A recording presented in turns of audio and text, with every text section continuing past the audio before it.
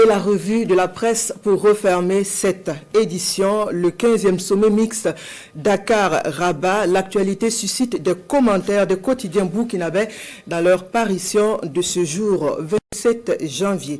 Des parutions qui relaient aussi la sortie médiatique du président du Faso. Vous l'avez suivi hier à l'occasion de la traditionnelle montée des couleurs à la présidence du Faso. La revue de la presse est signée Ahadi Sandamba. La sortie médiatique du président du Faso à l'occasion de la traditionnelle montée des couleurs au palais présidentiel de Koulouba, l'actualité est largement relayée par les quotidiens dans leur parution du jour.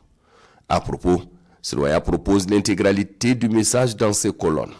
Il y a des zones où nous avons déjà atteint les limites de la frontière. Propos du chef de l'État, relayé par le journal de tous les Burkinabés qui rapporte que dans son message, le président du Faso salue l'ardeur au travail et invite les Burkinabés à plus d'engagement pour cette nouvelle année.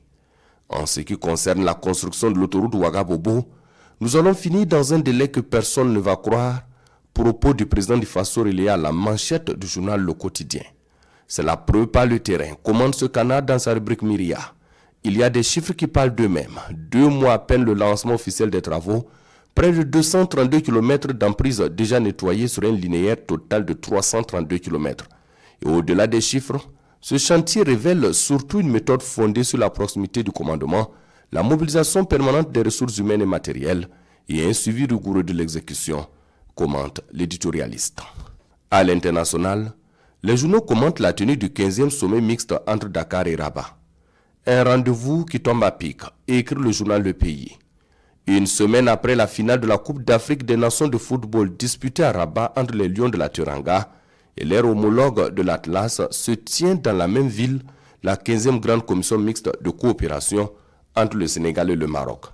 Une réunion de haut niveau qui sera l'occasion pour les deux parties de mettre balle à terre pour travailler à la décrispation et mettre fin aux supportations et d'atténuer les effets de cette crise liée à ce match de football. Et la diplomatie vient à pic pour colmater les brèches, écrit le journal des 1200 logements. Le ballon rond au centre du terrain diplomatique, écrit l'observateur Palga pour sa part.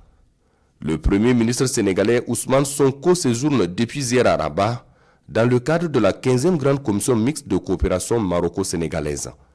Un séjour qui sera également marqué ne serait-ce que dans les coulisses par un volet sportif tant il est important pour les deux parties de ramener la sérénité et mettre balle à terre alors qu'une vingtaine de supporters sénégalais sont actuellement en détention provisoire au Maroc poursuivis pour hooliganisme en lien avec les violences qui ont émaillé la finale de la CAN. Espérons que cette rencontre sera l'occasion de tourner définitivement la page sombre d'une compétition sportive que tous saluaient par sa belle réussite organisationnelle, conclut le doyen des quotidiens burkinabés.